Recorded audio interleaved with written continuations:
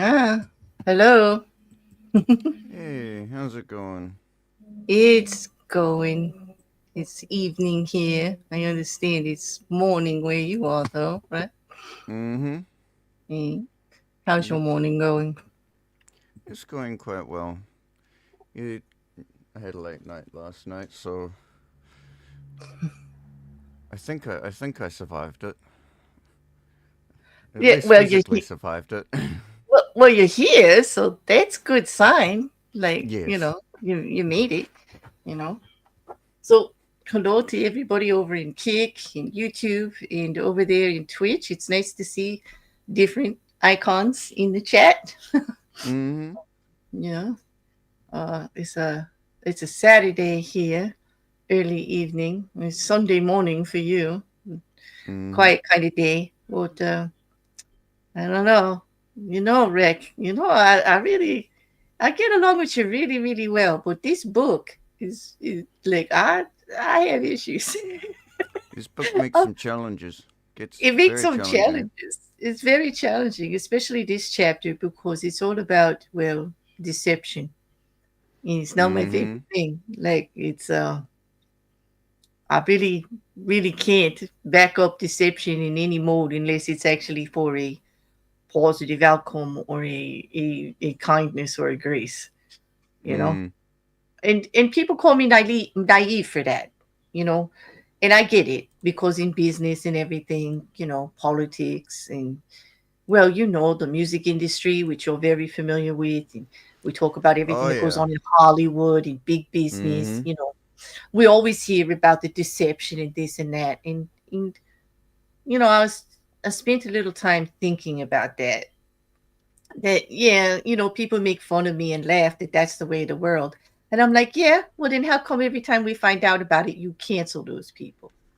Like Exactly. there is great risk in Mm-hmm. doing it like this way. And I want to have a talk with Robert Greene seriously about promoting it as one of the three major things you have to accomplish to be powerful. because, well, I actually think you can be just as powerful if you're honest, if you do it the right way without deceiving. I Mm. agree. I think I absolutely agree. if you have the confidence that what you're selling or what you're doing or what you're building is the right thing, even in politics, um, you know, stand behind it with truth. Everything Mm-hmm. else is just like gonna end up taking you down in the end anyway. You know, Exactly. it's the one thing so far. We're up chapter 3, right? And Mm. so far, and I know it's not fair because there's 48, right? And I'm only 3 in. There's 45 left. But I'm Yep. 3 laws in, and I'm like, you know what, Mr. Green? I don't want to do it your way because, like, this way that you're talking about, like, it might be short term, it might get you where you're going to go. I can't contest the fact that with human nature involved, that most of this shit works. It works. Yeah, it does. But so does it's kind of like not like paying for the class, not doing the studies, and just getting the answers to the final exam. Mm. What have you gained? Any real knowledge? Like, could you bank on what you learned in that class if you didn't do the work? Like, Absolutely not. did you really benefit? What purpose did it serve? Like, you get to say the words, they mean nothing. Mm.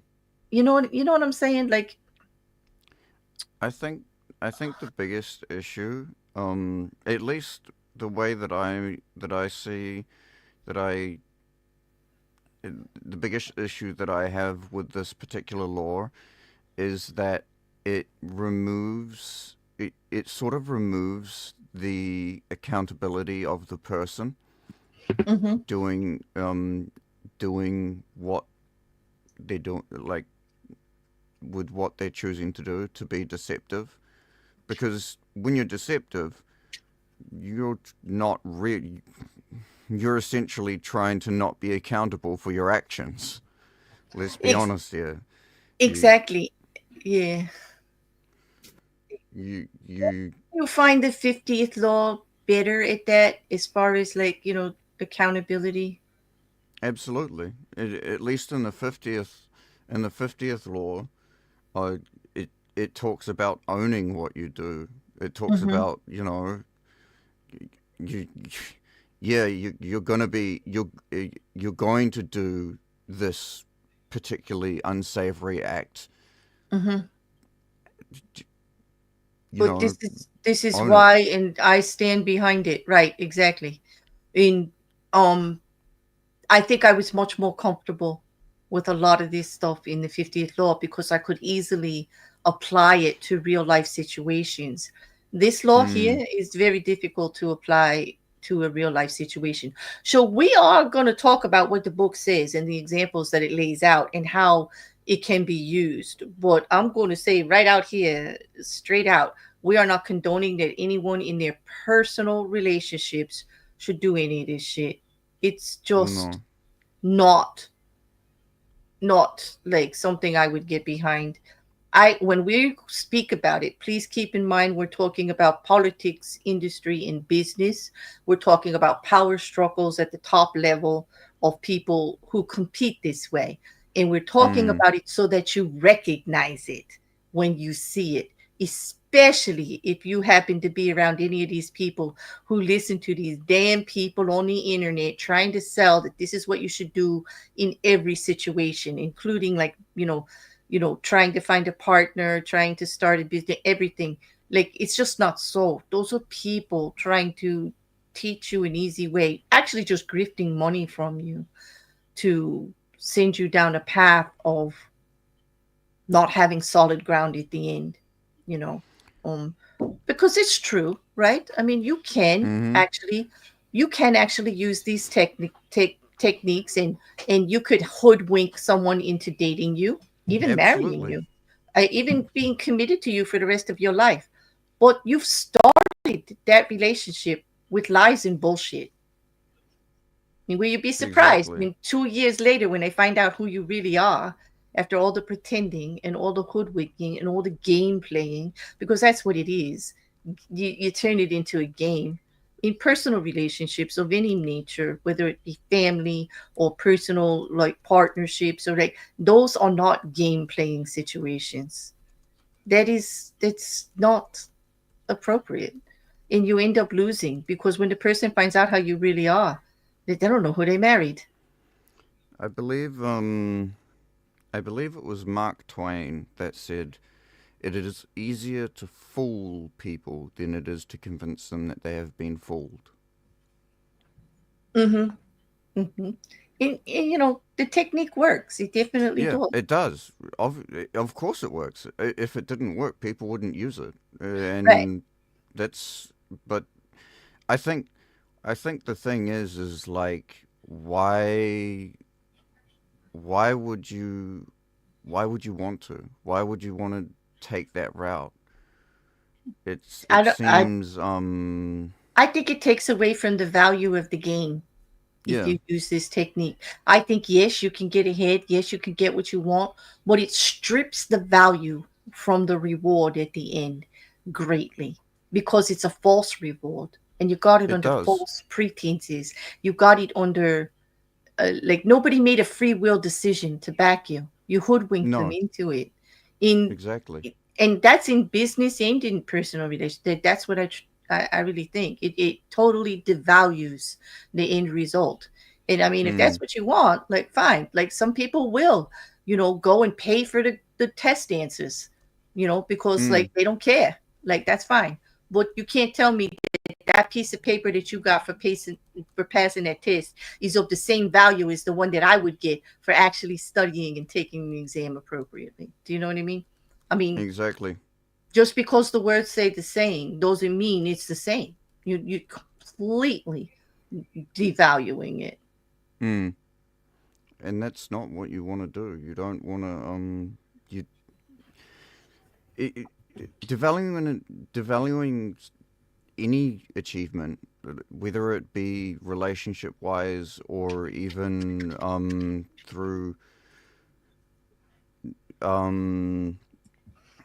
through like jobs and stuff, it puts Mhm. you on shaky ground. It puts you on much shakier ground. It does.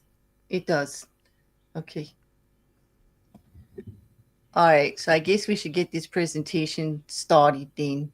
Yes, absolutely. Okay. So let me pull it up. You know, because like I could go on forever about how uncomfortable I am about this.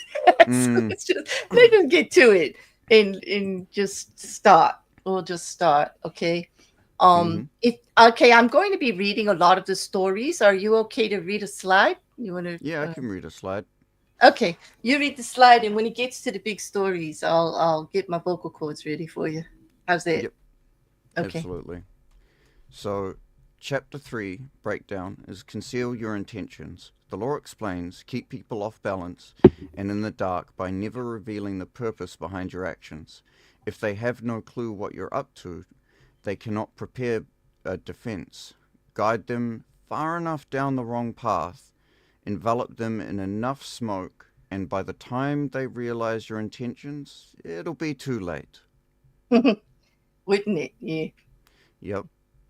So the book just divided into two particular tactics for, well, let's just call it outright deception. Yeah, that's what we're talking about here. Right? Yeah. Mm-hmm. So go ahead and read the first one. Part 1. Use decoyed objects of desire and red herrings to throw people off the scent. If at any point in the deception you practice, people have the slightest suspicion of your intentions, all is lost. Do not give them the chance to sense what you're up to. Throw them off the scent by dragging red herrings across the path. Use false sincerity, send ambiguous signals, set up misleading objects of desire. Unable to distinguish the genuine from the false, they cannot pick out your real goal. And like that can actually work greatly against you trying Mm-hmm. to essentially because it can give them the intention that the goal that you're after isn't actually the one that you're after, which means they could inadvertently sabotage even what you're trying to do if you're trying to be deceptive. Exactly. And this is where when we did our pre-stream conversation, we were both on the same page about this. Like it can actually work against you more often than not because Mm-hmm. although it's human nature to be fooled, it's not human nature to actually do the fooling. Like it takes No. great technique and art, and you're going to slip up. And Mm-hmm. it's dangerous because if you're going to, like, say you're going to start it for a business adventure and you start, doing the manipulating and the lying and the bullshitting and it becomes a habit. And sooner or later, you're doing it throughout your life regularly. Like, in that's the risk. I mean, trying to keep it separate is got to be very, very difficult. I'm not going to say that it doesn't get used all the time. I mean, we all deal with politicians. We hear about big business deals and stuff like that. And we see all of the stories about the backstabbing and the manipulation that happens in the larger industries where competition is the name of the game, namely the music industry in Hollywood. We hear the Mm-hmm. most disgusting stories out of those industries, don't we? About people just going out of their way to take from others or to gain for themselves. And Mm-hmm. so it is the way of the land, but it is very distasteful, you know. And I think that society itself doesn't condone it. When we find out about it, we really raise our voices against it, right? Like we say Yep. shit. I That's why mean, we have laws against charlatans and people who steal. Like, look what happens with Bitcoin now, right? They're mm-hmm. all saying a fool is born every day. Like, if you buy the Bitcoin, if you do this stuff, like then it's on you. And yet Yep. we've got laws now to protect people because no, you're going out of your way to deceive people, and that's just not right. Like, Mm. yeah, it's true that they should check this stuff out better. But now we got influencers pushing valueless items, NFTs for money and coin drops that actually end up with no value at all. Like with the only intention of making fast buck. They get their money ahead of time. These companies are using their reputations to push it because of the trust value. Because in a very short period of time, what kind of reputation does that industry have? I ask you. It's not been around that long. Does it have a Nope. positive reputation? What's the first thing you think of? Most people, when you mention Bitcoin or NFT trading or coin drops, you think Rug pulls. scam, scandal, rug pulls, somebody's making millions and it ain't going to be you, right? Mm-hmm. Someone's hoodwinking someone. And that's the risk here. And I point to that as an example because for me in this day and age in 2025, that is the shining example of why Robert Greene needs to wake the hell up. This was then, but now it's a very dangerous thing to do it Robert Greene's way. He does speak truly about human nature and about how these things can work. That's true. But is it the best thing to do in this environment? Probably not. The best thing to do, I will say, is to be aware of it, right? Mm-hmm. Aware of it so you can recognize it when it's being done to you or around you, or that you're inadvertently involved in that game playing because you may be the target or you may be a bystander in the whole plan. You may be you being used uh, in this plan. So we have to have our eyes wide open to it, you know. And that's an uncomfortable thing uh, It is. It's a very uncomfortable because, thing. people they want to actually be honest about everything, end up being the most mistrusting people because you're just so damn paranoid about everybody else when you Mm-hmm. don't feel like there's many like souls like you around, especially in the industries that we were talking about, music and Hollywood. You'd probably get eaten alive, you know. But Yep. there are shining examples of it. Keanu Reeves, has Mm-hmm. his reputation or his career ever been affected because he's a damn right nice guy and he won't do it the wrong way? Everybody As gets a far fair as we shake. know, he's one of like the most sincere people out there. Mm-hmm. I mean, the So, Keanu, the Keanu meme is literally no, you're fabulous. Uh, no, you're. Oh crap! I can't remember what he says. But basically, you're stunning. Yeah, no, Hmm. you're awesome, you're stunning, you're Yeah. fabulous. In other words, like, no, don't not me, you're the amazing one. Yeah, like Hmm. don't sell yourself short. In and he's had a hard life. And he could Oh very hell yeah. easily have turned bitter and taken advantage. He's offered money all the time. But like Hmm. he's also not the top paid guy out there, even though he could be, couldn't he? Oh, 100%. Like. Exactly, because he always makes money, right? Like he Hmm. could have pushed it like some of these other young starlets and stars do, to get the biggest and the best, to be known as the best, the most paid, and this and that, the highest commodity. But no, he's into fairness. He's like, hey, I don't really do that much work. I got more money than I could use in my whole lifetime. Like, hey, this is just what I do. He wants Hmm. everybody else to get paid. So it's admirable. But there's more of them out there. We just don't hear a lot about them. You know. Hmm. So, but anyway, the first example in the book, Rekkr and I both agreed not to use. Do you want to tell them why, Yes. Rick? Because I think Well, I'd soapbox a little too much. basically, so this chapter in by itself in like isolation, it's understandable because when you put it within the framework of business, um, power, as this book is intending, and stuff like that, there is, or even war, there is a certain amount of restraint you have on the information that you provide. Obviously, like in war, you're not going to post. Okay, maybe if actually no, even the president didn't post a lot of his battle plans on Twitter. I'm sure he wanted to, but Wait, this but you're not. president? Oh yeah, he tried. He tried. Like, wait. I'm sure. Yeah, yeah, I'm sure you're not going to be posting like, oh, I'm going to go and in this case bomb the nuclear plants. That didn't happen. He What? in fact Wait. No, well, um, well, it it it was he did as semantically, close as he possibly could to, but he's without probably actually saying it. he did Um, grab a microphone and just tell the world he was going to bomb them well ahead of time. He, yeah, he just he didn't say kind of how he did. was going to do it. Oh, and he also But just told the world about moving nuclear submarines a little bit oh closer. yeah, then there was the move in the nuclear. That's fair point. But but yeah, he even used, or probably his higher ups used some form of deception to throw them off the scent. And that's where the use of like hiding your intentions is, at the very least, understandable and Mm-hmm. acceptable to an extent.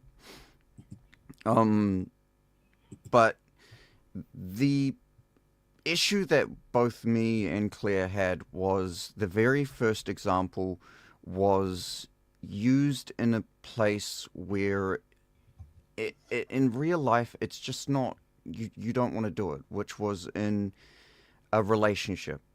You don't Mm-hmm. you don't want to really use deception to get a relationship because more often than not that's going to be a very flimsy relationship.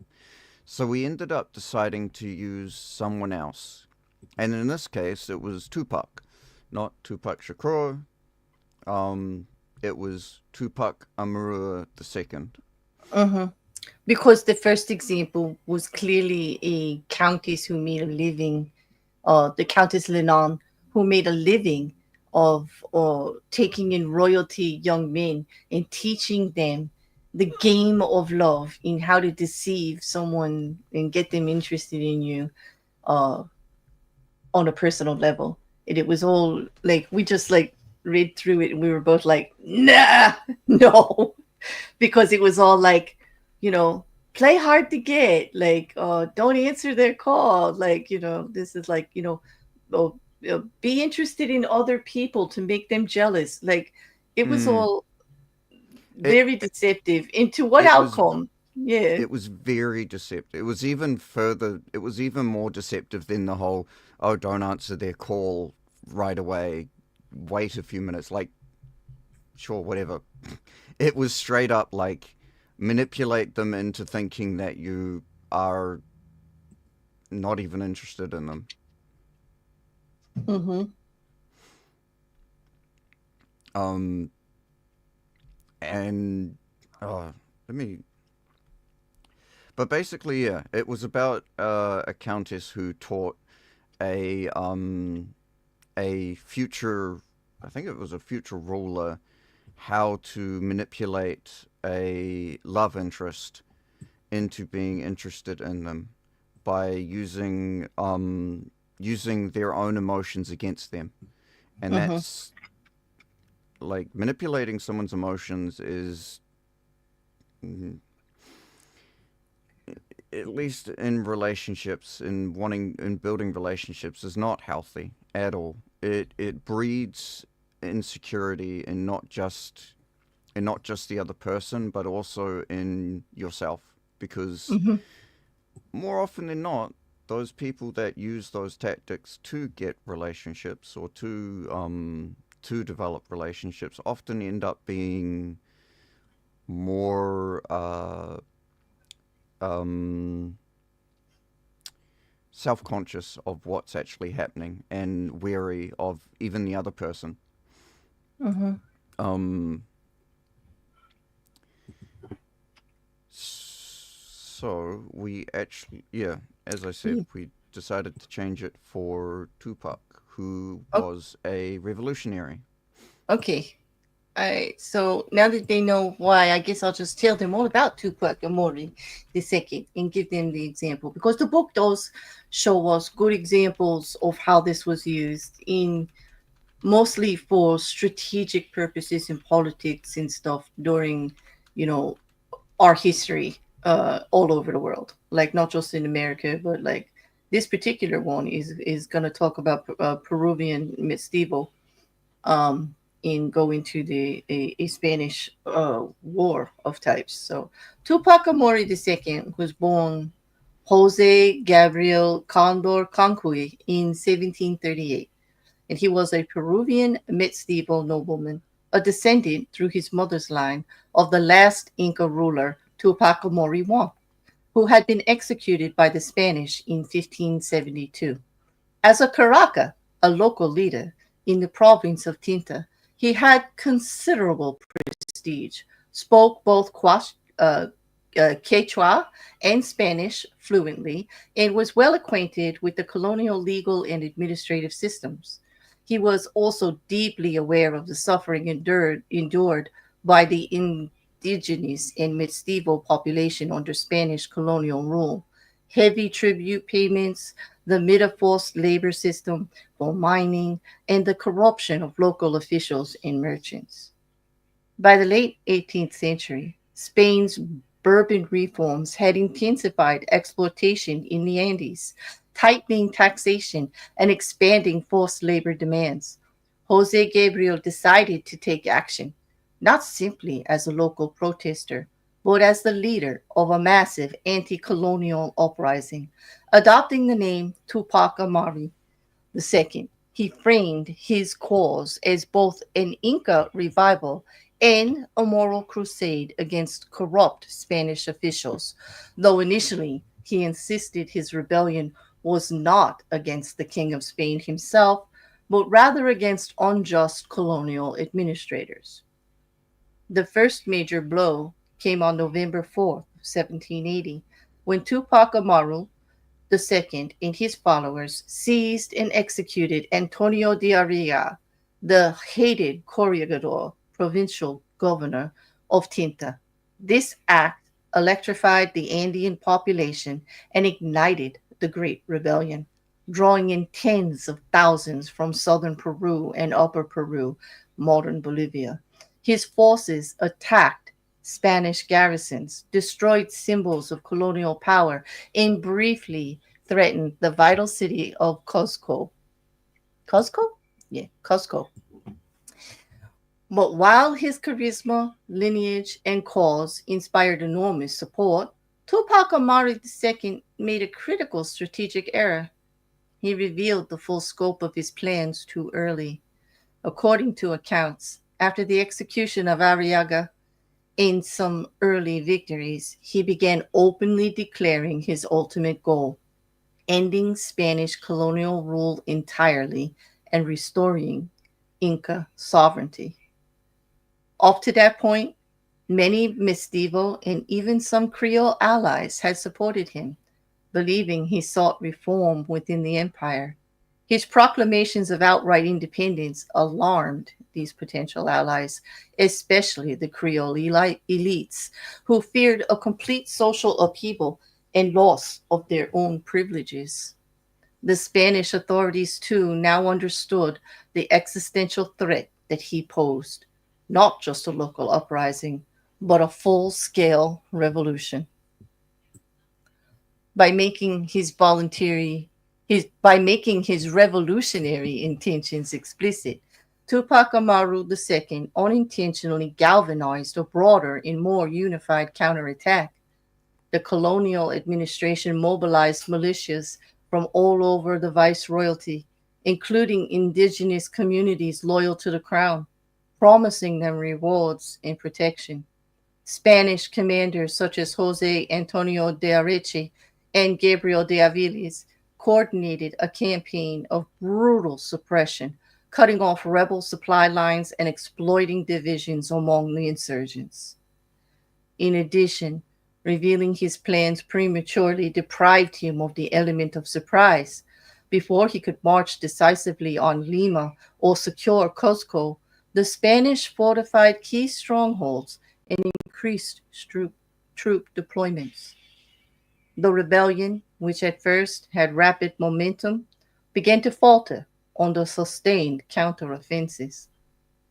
By April 1781, after months of fierce fighting, Tupac Amaru II was betrayed and captured along with his family and closest allies. His capture marked the symbolic collapse of the uprising in its first phase, though resistance would flare up under other leaders for years afterwards. The Spanish determined to make an example and staged a gruesome public execution on May 18th, 1781, in the main square of Cuzco. The execution was meant to erase both the man and the myth. Tupac Amaru II was forced to witness the torture and death of his wife, Michaela Bastidas, herself a brilliant strategist and organizer. His children and other family members. He was drawn and quartered by 4 horses, though the animals failed to dismember him, leading the executioners to finish the job by beheading. His remains were scattered to intimidate the population. In short term, his premature declaration of total independence, paired with the brutal repression, prevented the unification of all possible allies and allowed the Spanish to portray him as a dangerous radical rather than a reformer. But in the long term, his image only grew. Tupac Amaru II became a powerful symbol of indigenous resistance, anti colonial struggle, and the unbroken spirit of the Andes. Ironically, the very clarity of his vision, an independent Inca led Peru, was both his greatest moral strength and the strategic flaw that hastened his downfall. In revealing his plans too soon, he gave his enemies exactly what they needed: time, fear, and unity against him. Oh boy. Mm-hmm. Now, isn't it like it's like a double example because it shows us how, you know, letting them know what you're doing is bad, but it also shows that being overhanded in retaliation is bad too. Like Yes, Spain did not want to make him a martyr, but they did. Like they they did. were trying to Absolutely. send a strong message, but they went a little overboard. Mm. you know, you know. Um, so that was pretty good. I thought that was a better example than somebody teaching somebody how to hoodwink someone into being your lover.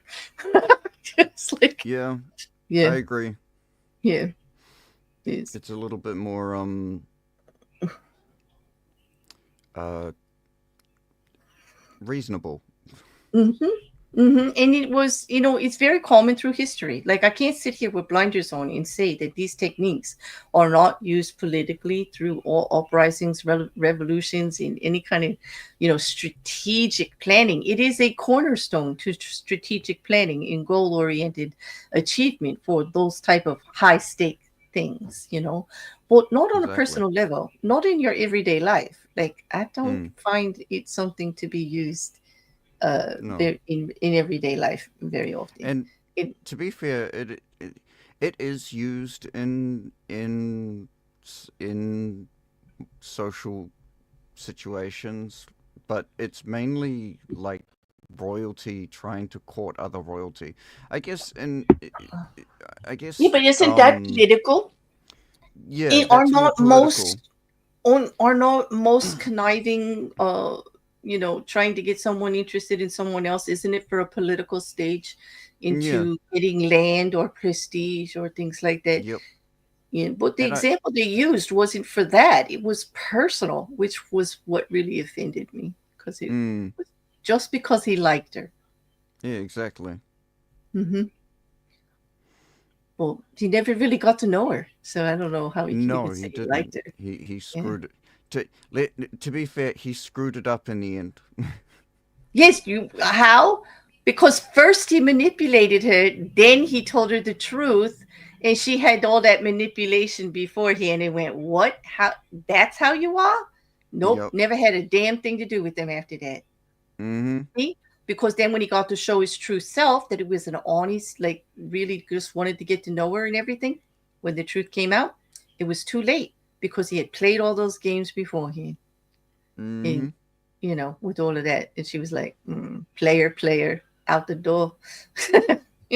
But, you know, I don't know.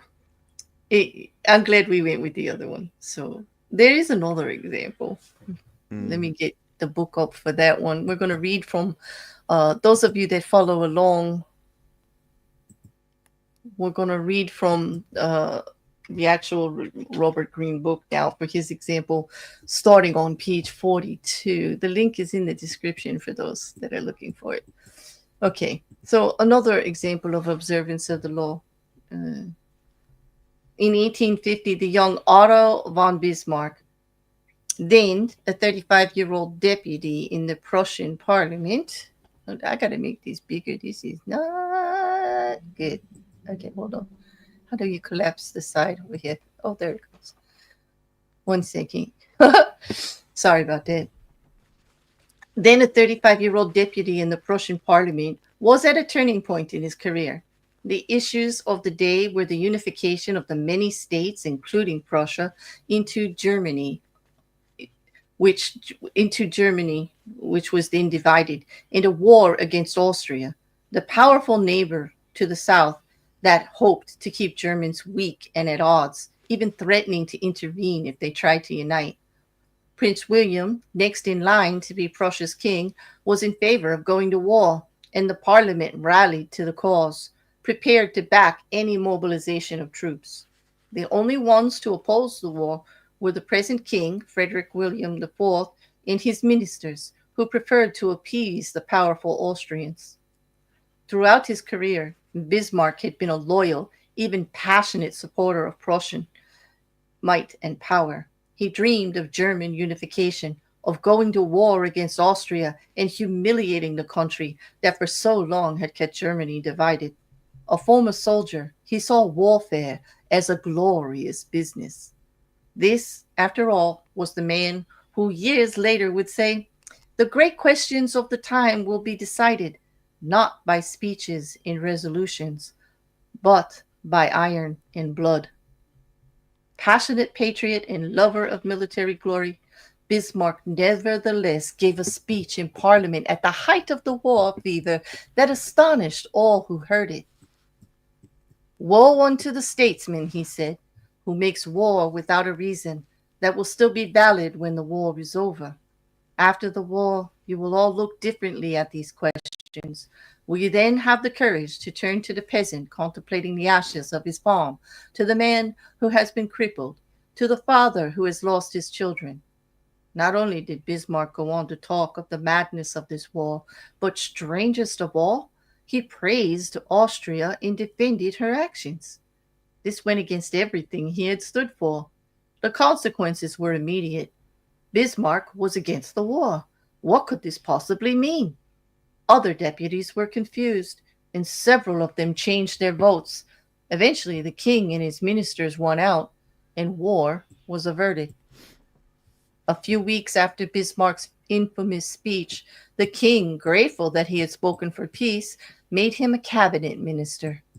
A few years later, he became the Prussian premier. In this role, he eventually led his country and a peace loving king into a war against Austria, crushing the former empire and establishing a mighty German state with Prussia at its head. At the time of his speech in 1850, Bismarck made several calculations. First, he sensed that the Prussian military, which had not kept pace with other European armies, was unready for war, that Austria, in fact, might very well win, a disastrous result for the future. Second, if the war were lost, and Bismarck had supported it, his career would be gravely jeopardized. The king and his conservative ministers wanted peace. Bismarck wanted power. The answer was to throw people off the scent by supporting a cause he detested, saying things he would laugh at if said by another. A whole country was fooled.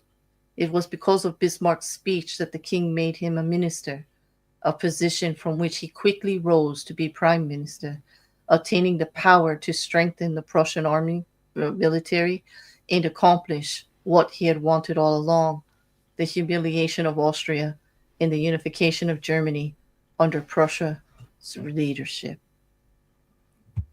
That was clever. It goes on to talk about how clever he was, but yes, we could see that actually worked. Mm-hmm. Yeah. So that's And another like political advantage. and that's sort of the situations where it's at least, um, I guess, uh, understandable, morally understandable. I think this actual example, as well as the Tupac example, do not offend Mm. me in the use of them because in the long run there is no personal damage done to anyone. No, it. This is strategic planning in hands for career placement in politics, which is often like playing the long game. And Mm. sometimes you have to agree to sign a bill you don't exactly agree with to try to push something forward to get a bigger thing through. These are the types of negotiations and the hiding your true hand that happened every day in politics. But it was for, in the end, he was working for his country, was he not? In his total Exactly. belief to unite his country against a common enemy. Austria was an enemy, whether the king wanted peace or not. Austria was the enemy. He just Mm. didn't want to go to war. And he was right. If they went to war and they lost, it was bad for everybody, right?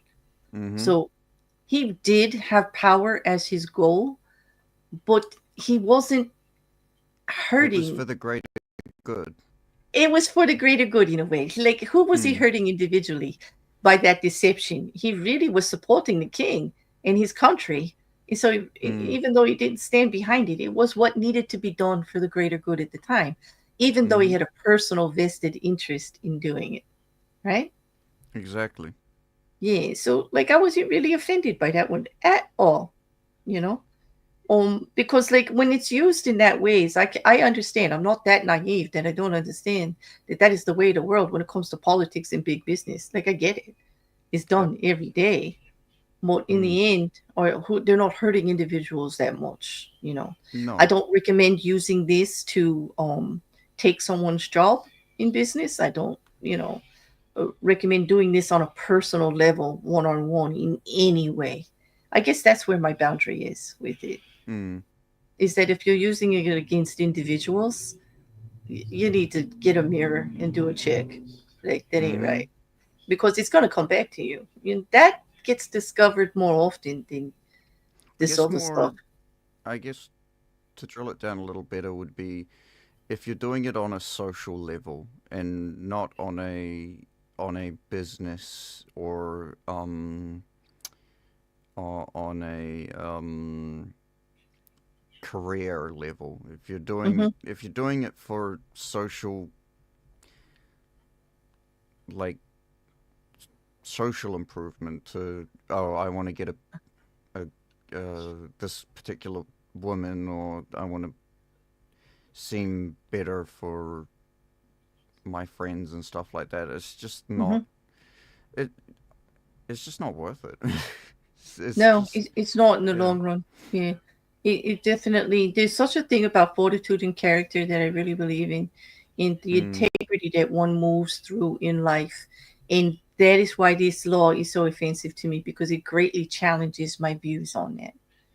and It it breeds does. paranoia.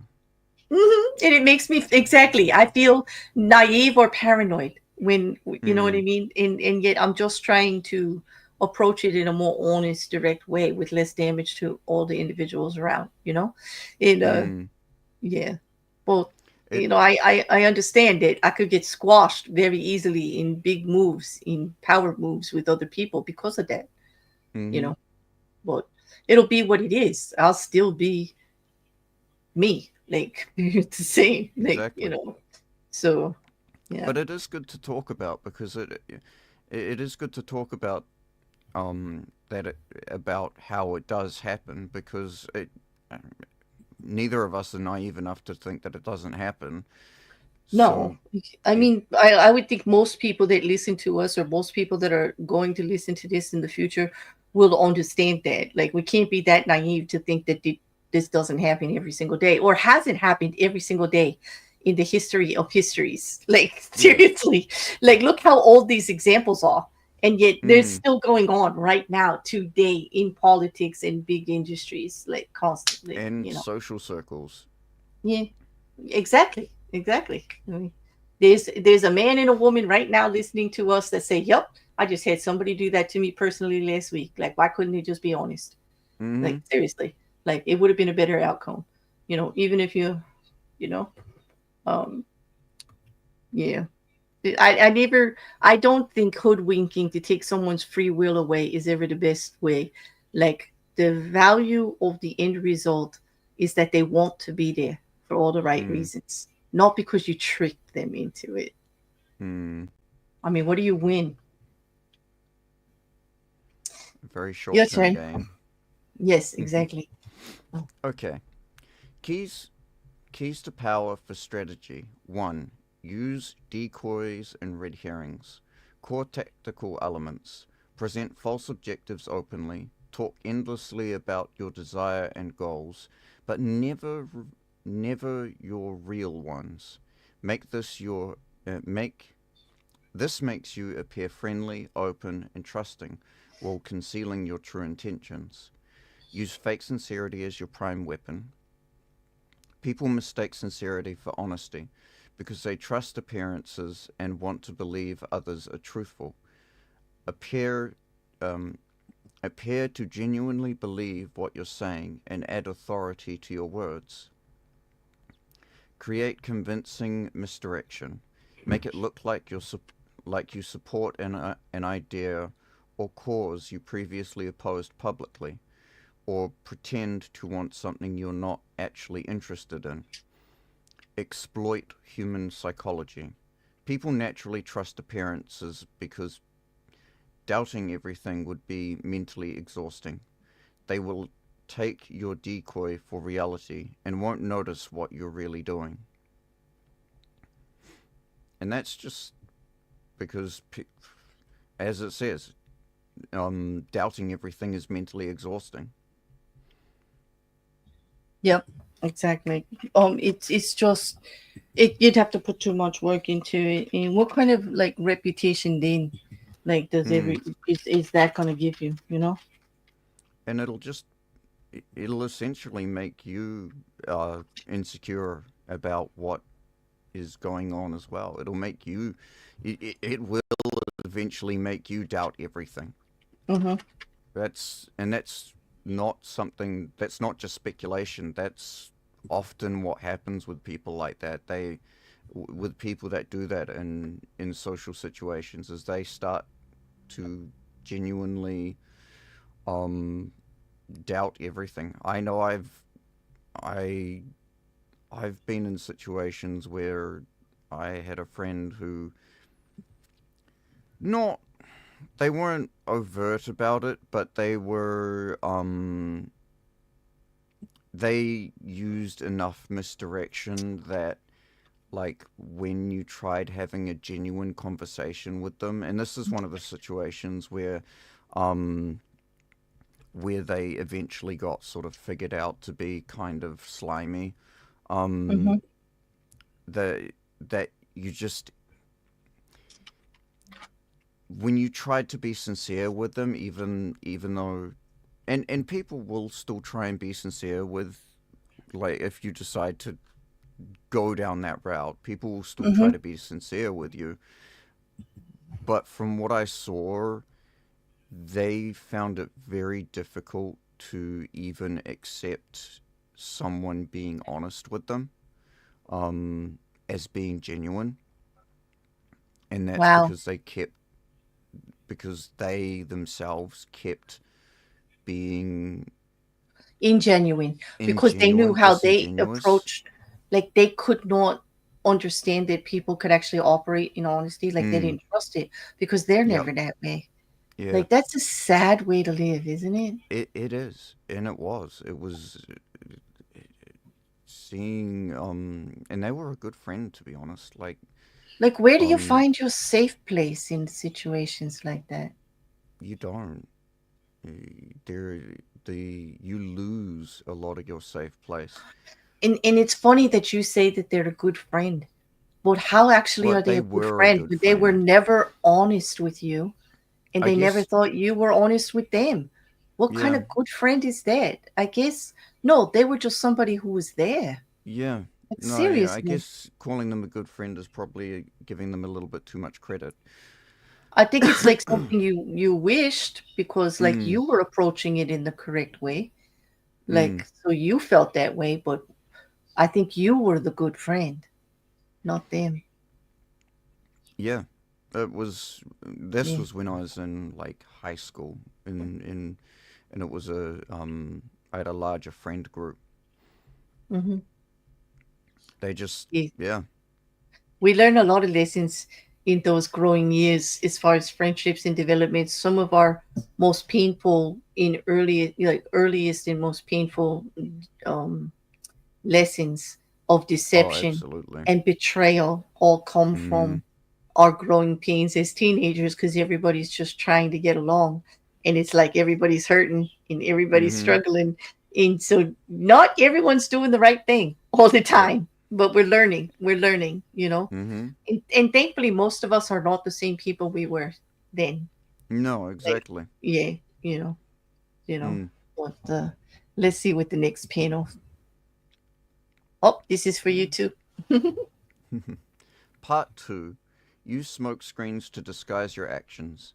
Deception is always the best strategy, but the best deceptions require a screen of smoke to distract people's attention from your real purpose. The bland exterior, like the unreadable poker face, is often the perfect smokescreen, hiding your intentions behind the comfortable and familiar. If you lead the sucker down a familiar path, he won't catch on when you lead him into a trap. It sounds What? so nefarious. It does. It does It so. really does. Okay. Oh my goodness. Historical example: Joseph Well, the Yellow Kid, the Yellow, the Yellow Kid. Observation of the law. Okay, so we're gonna read again, Mm-hmm. and this is quite the story if I remember correctly. Okay. Yes, it is. Okay. So, oh boy, here we go. All right. In 1910, a Mr. Sam Giesel of Chicago sold his warehouse business for close to $1 million. He settled down to semi retirement and the managing of his many properties, but deep inside he itched for the old days of deal making. One day, a young man named Joseph Wheel visited his office, wanting to buy an apartment he had up for sale. Giesel explained the terms. The price was $8,000, but he only required a down payment of $2,000. Will said he would sleep on it, but he came back the following day and offered to pay the full $8,000 in cash if Giesel could wait a couple of days until a deal Will was working on came through. Even in semi-retirement, a clever businessman like Giesel was curious as to how Will would be able to come up with so much cash, roughly $150,000 in today, so quickly. Will seemed reluctant to say and quickly changed the subject, but Giesel was persistent. Finally, after assurances of confidentiality, Will told Giesel the following story. Will's uncle was the secretary to a coterie of multimillionaire financiers. These wealthy gentlemen had purchased a hunting lodge in Michigan 10 years ago at a cheap price. They had not used the lodge for a few years, so they had decided to sell it and had asked Will's uncle to get whatever he could for it. For reasons, good reasons of his own, the uncle had been nursing a grudge against the millionaires for years. This was his chance to get back at them. He would sell the property for $35,000 to a set-up man whom it was Will's job to find. The financiers were too wealthy to worry about this low price. The set-up man would then turn around and sell the property again for its real price, around $155,000. The uncle, Will, and the third man would split the profits from this second sale.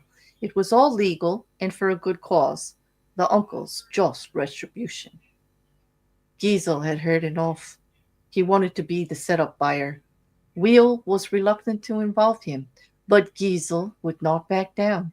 The idea of a large profit plus a little adventure had him champing at the bit.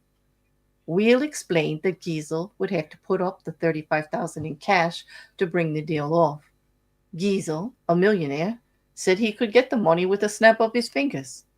Will finally relented and agreed to arrange a meeting between the uncle, Giesel, and the financiers in the town of Galesburg, Illinois. On the train ride to Galesburg, Giesel met the uncle, an impressive, whoops, an impressive man with whom he avidly discussed business.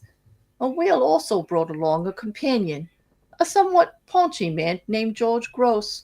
Will explained to Giesel that he himself was a boxing trainer, that Gross was one of the promising prize fighters he trained, and that he had asked Gross to come along to make sure the fighter stayed in shape. For a promising fighter, Gross was unimpressive looking. He had gray hair and a beer belly. But Giesel was so excited about the deal that he didn't really think about the man's flabby appearance. Once in Galesburg, Will and his uncle went to fetch the financiers, while Giesel waited in the hotel room with Gross, who promptly put on his boxing trunks. As Giesel watched, Gross began to shadow box. Distracted as he was, Giesel ignored how badly the boxer wheezed after a few minutes of exercise, although his style seemed real enough. An hour later, Will and his uncle reappeared with the financiers, an impressive, intimidating group of men, all wearing fancy suits. The meeting went well, and the financiers agreed to sell the lodge to Giesel, who had already had the $35,000 wired to a local bank. This minor business now settled, the financiers sat back in their chairs and began to banter about high finance, throwing out the name J.P. Morgan as if they actually knew the man. Finally, one of them noticed the boxer in the corner of the room.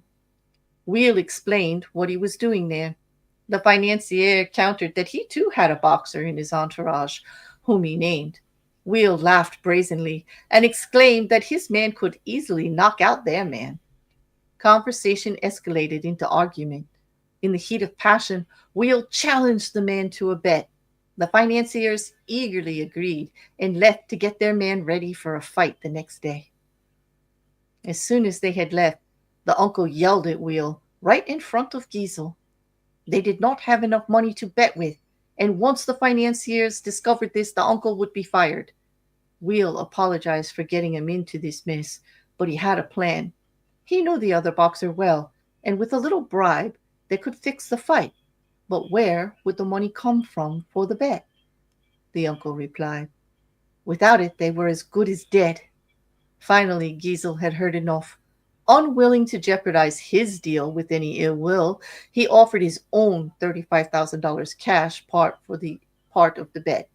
Even if he lost that, he would wire for more money and still make a profit on the sale of the lodge. The uncle and nephew thanked him. With their own 15,000 and Giegel's 35,000, they would manage to have enough for the bet. That evening, as Giesel watched the two boxers rehearse the fix in the hotel room, his mind reeled at the killings he was going to make from both the boxing match and the sale of the lodge. The fight took place in a gym the next day. Will handled the cash, which was placed for security in a locked box. Everything was proceeding as planned in the hotel room. The financiers were looking glum at how badly their fighter was doing, and Giesel was dreaming about the easy money he was about to make. Then suddenly, a wild swing by the financier's fighter hit Gross hard in the face, knocking him down. When he hit the canvas, blood spurted from his mouth. He coughed, then lay still. One of the financiers, a former doctor, checked his pulse. He was dead. The millionaires panicked. Everyone had to get out before the police arrived. They could all be charged with murder. Terrified, Giesel hightailed it out of the gym and back to Chicago, leaving behind his $35,000, which he was only too glad to forget, for it seemed a small price to pay to avoid being implicated in a crime. He never wanted to see Will or any of the others again. After Giesel scurried out, Gross stood up under his own steam. The blood that had spurted from his mouth came from a ball filled with chicken blood and hot water that he had hidden in his cheek.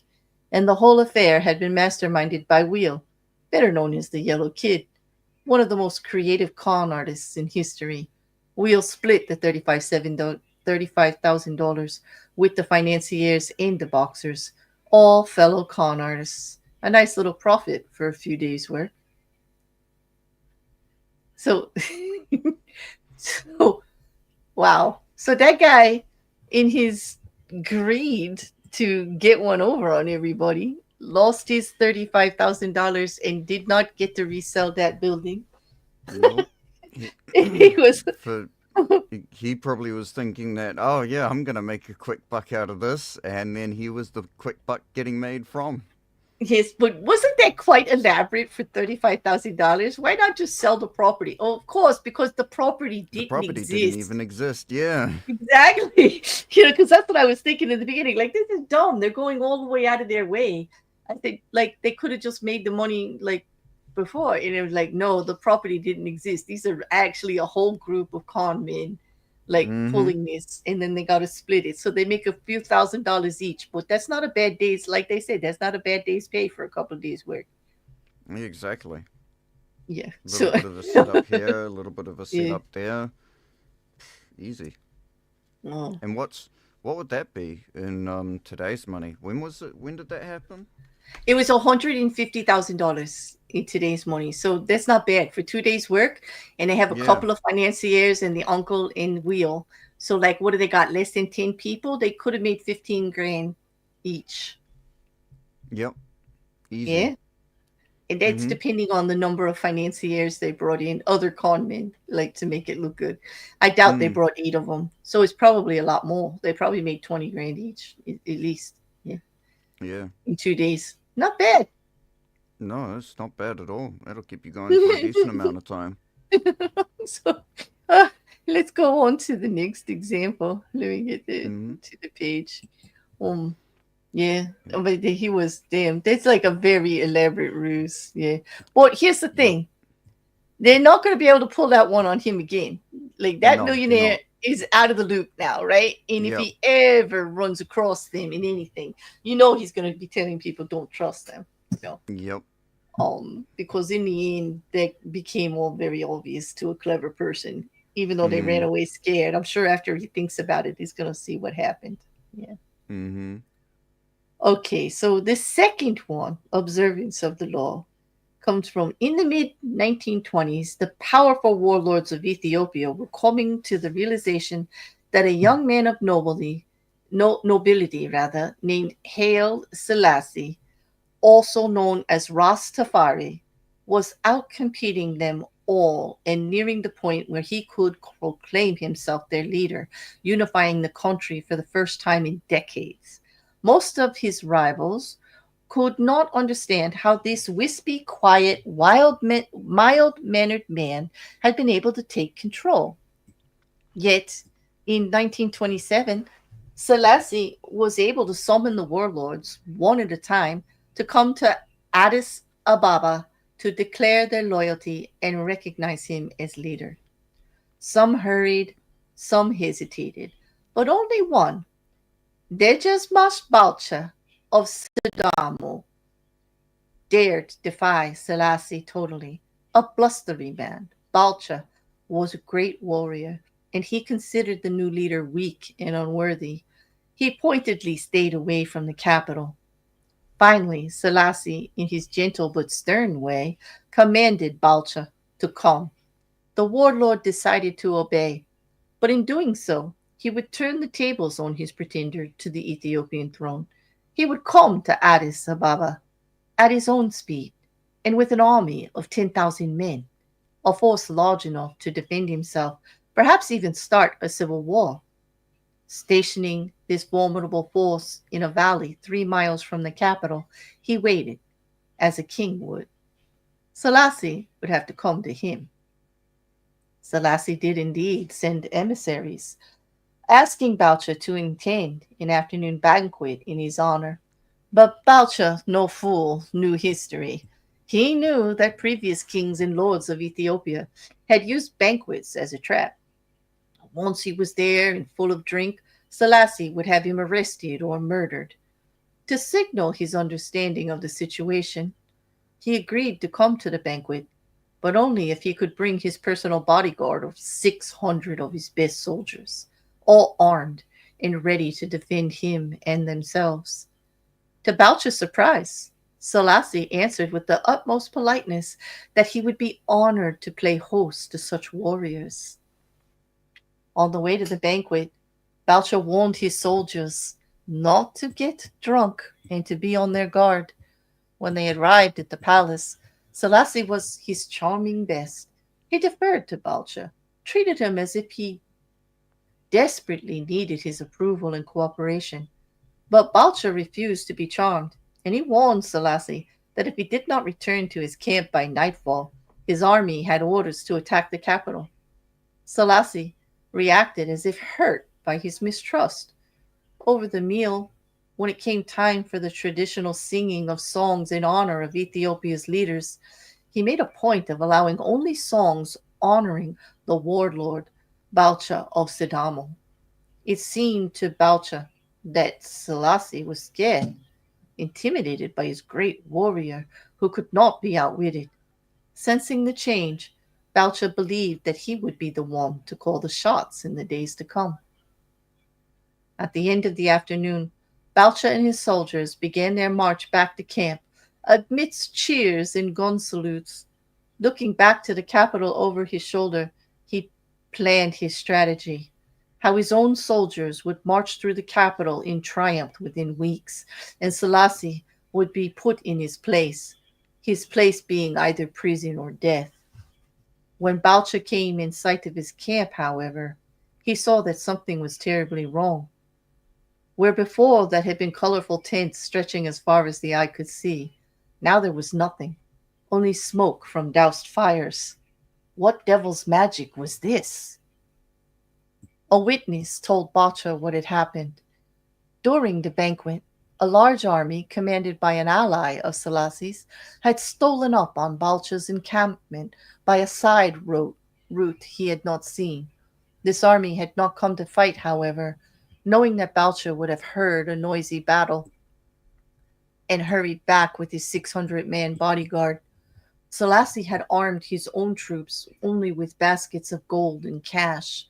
They had surrounded Balcha's army and proceeded to purchase every last one of their weapons. Those who refused were easily intimidated. Within a few hours, Balcha's entire force had been disarmed and scattered in all directions. Realizing his danger, Balcha decided to march south with his 600 soldiers to regroup. But the same army that had disarmed his soldiers blocked his way. The other way out was to march on the capital, but Selassie had set a large army to defend it. Like a chess player, he had predicted Balcha's moves and had checkmated him. For the first time in his life, Balcha surrendered. To repent his sins of pride and ambition, he agreed to enter a monastery. Wow. That is impressive. Yep. I love the quote afterwards, like the quote on that one. Like, do not, oh, yeah, you read it. Go ahead. Do not underestimate the power of Teferi. He creeps like a mouse, but he has jaws like a lion. There was the last thing Balcha said before he entered the monastery. Like, Mm-hmm. yet he had been hoodwinked. He took, he didn't. Now this isn't actually like forcibly lying. This is just outmaneuvered Yeah, because that's more like eh, working smarter, not harder. yes, this was like somebody who lets other people make assumptions about them by not saying anything. Like Mm, you just don't say it. Like, and you let them make assumptions and you don't correct them. Like he was assuming that this man was meek and mild and wouldn't possibly make any plans. And and yet it wasn't Selassie lying to him saying, "Oh no, I would never go against you. Oh no, I would never put an army on you." Like it just never came up. He just didn't yeah. think it was possible. So like the person that got hoodwinked, this is all on them. They just weren't Mm-hmm. they weren't following the 50th law in one of the parts of it about reading the room and reading all possibilities and being prepared for any outcome. Like, yeah, no, he didn't. He was just, enjoying him that he was beating on a lesser opponent, not realizing that person had all the strength. He just wasn't showing it, you know? Exactly. Yeah, that's a good example. Your turn? Yep.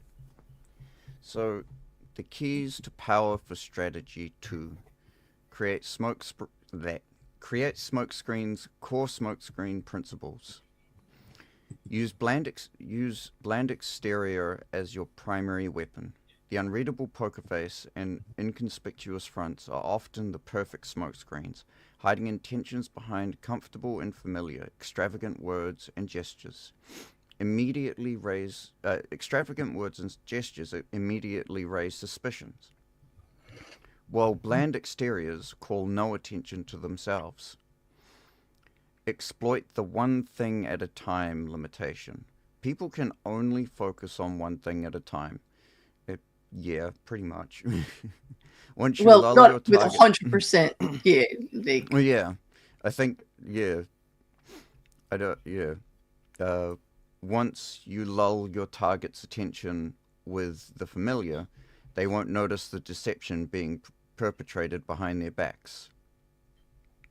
Master psychological distractions and misdirection.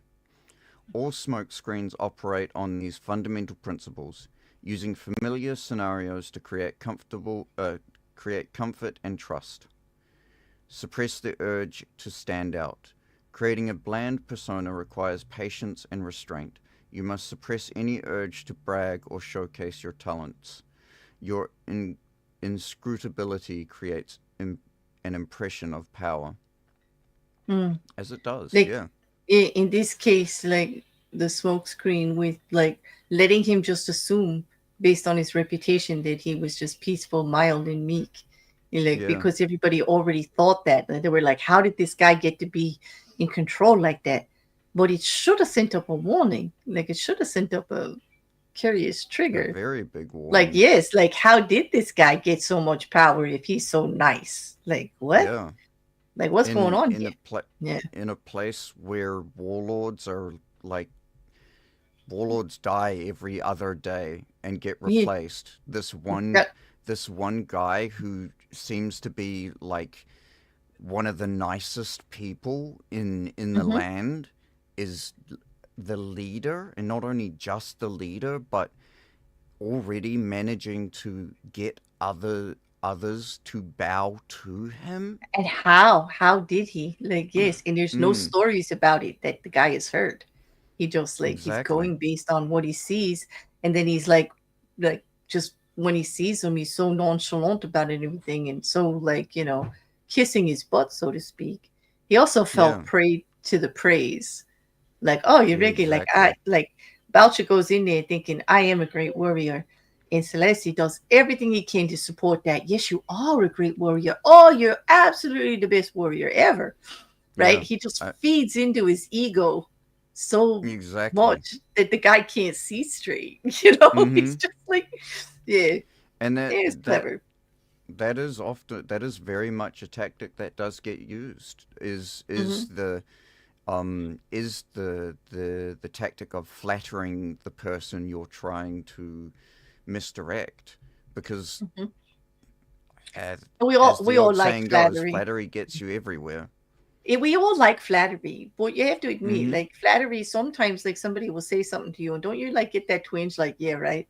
You know, I do. And maybe Mm, that's my paranoia, but I'm just like, mm. like, I don't know. Flattery Some hits well when it's something you want to be known for or you want to believe about yourself. mm, That you yeah, already believe exactly. is, like something you're aspiring to. Yeah, But exactly. like I'm never gonna believe anybody that says, "Oh my God, you're like the most beautiful woman I've ever seen in my life."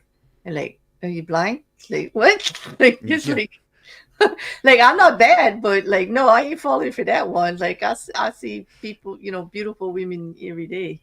That yeah. definitely, no, you know. And I mean, that's obvious.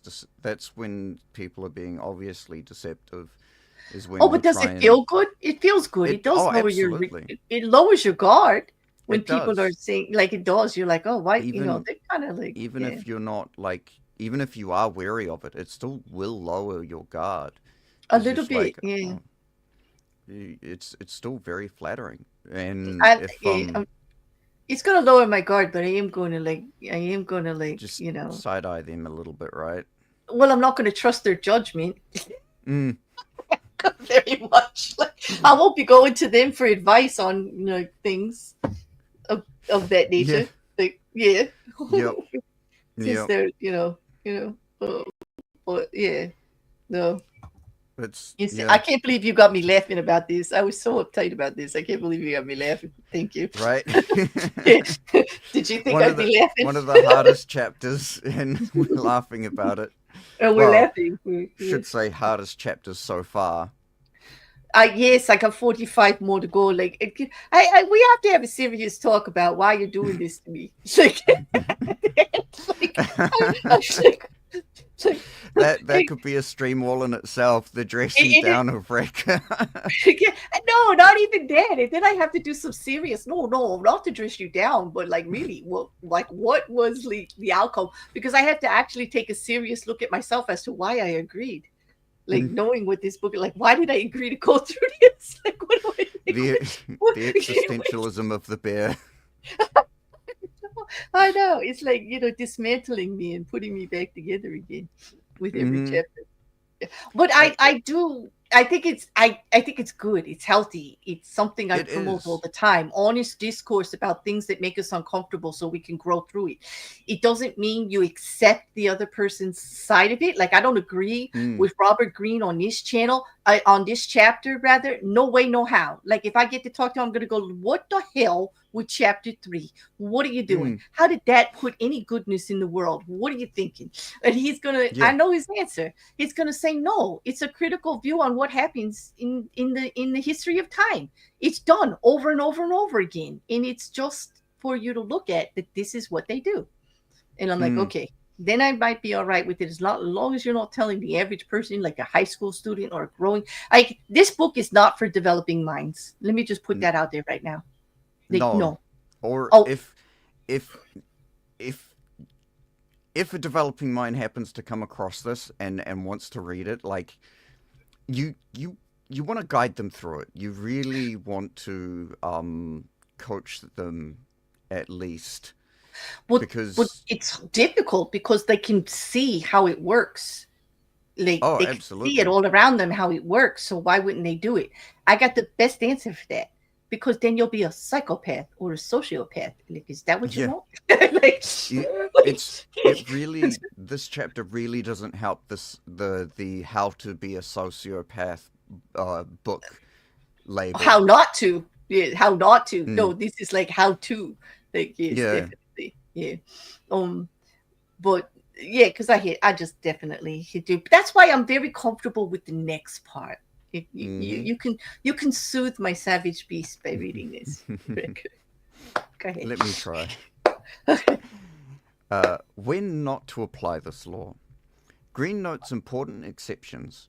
Divisionary, diversionary tactics lose effectiveness if you're already known as a deceiver. Additionally, if your opponents are significantly weaker, time might allow them to recover, making direct action more appropriate than elaborate concealment. The law also becomes less relevant in relationships where trust and transparency are foundational requirements, such as close partnerships or teams where shared goals and open communication are essential for success. hmm Exactly. Like team building at work. Like if you're the leader and you're manipulating people to get to do what you want, sooner or later people stop cooperating. Like they're Because on to it. stuff starts to not Yeah. actually add up. It's like Right. why am I going down the road to buy a bucket of bucket of ice if we're heating up this water? Mm-hmm. And so, like, actually, to build the best successful teams involve contributions from everyone, mutual respect throughout, honoring like the pros and cons of everybody's strengths and weaknesses, in just open communication on what the end goal has to be in how we get there. But if there's one person doing the manipulating, conniving, and trying to get people to do what they want, it doesn't. It's not it like it could go wrong. It's so Hmm. easy to go wrong. It's like a domino effect, like everything has to fit, all the cogs working together. But you put that kink in there of somebody finding out that you're manipulating, or a manipulation goes wrong or gets discovered, and everything starts to fall apart. Exactly. Mm. And definitely in foundational requirements like close personal relationships, like in your real life, with your family, with your friends, with your partners. No, don't apply the law here. No. It's gonna get you in the end. It's not gonna do you good service in the end. Yes. You're gonna have a bad time. You're gonna have a very bad time. Exactly. You would think. I mean, but some people want that life. They want to deceive. Like Yeah. the guy that just wants to have like 5 baby mamas in the girlfriend on the side. Like hey. Hmm. Or if he chooses that life, let him have it. If that's the life that you choose to have, just own it. Don't Just go try for it. and don't don't try and act like you're high and mighty if that's the kind of behavior that you want to see Mm-hmm. as acceptable in yourself. Mm-hmm. And Exactly. don't be surprised or offended if someone else does it to you. Oh, hey, you know what? No one squeals louder than the deceiver who gets deceived upon. Like no, Oh oh my God, yes. they were like, "How dare you?" It's like, Yep. oh, What do you I mean? I thought that's like, totally acceptable behavior if I follow your guidelines, but they're like, mm, oh, but that's different. Like, how is that I different? I remember seeing this video. I wish I could find it right now. Of this guy who's like, corruption is bad. Corruption is evil. Unless I'm doing it.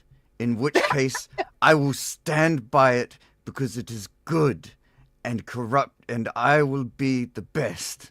I wish I could find the vid. It's Wait, just was that a Trump speech? It's like, wait, uh, what? you know, Sorry, guys. I had to break it. I had to. Yeah. It might have been. Like, yeah. it Mhm, could have been. mhm, yeah. Could have been any one of them. You Yeah. Yeah. Well, I true. wish I could Yeah. find the. I really wish I could find the video. It would. Uh, yeah. I think they But get the general idea. yep. Like, absolutely. Like, the person who's the worst is always like, "How dare you?" Like, in Mm-hmm. the like, you know. But to be fair, at least the guy was open about it. He said it right in front of the camera and everything. So it was like, you kind of have to give him a little bit of, you kind of have to respect him a little bit for being that open and honest. Also, it's like, I'm going to do it, and you're going to like it, like, Yep. because, yeah. I think the people cheered for him as well. Yeah, they I probably can't. did. Like, so, yeah. But, But I anyway, suppose um, image, a sheep's skin. A sheep never uh, murders. A sheep never marauds. Yeah. marauds. Yes. A sheep never deceives. A sheep is magnificently dumb and docile. With a sheepskin on his back, a fox can pass right into the chicken coop, which is true. Mm.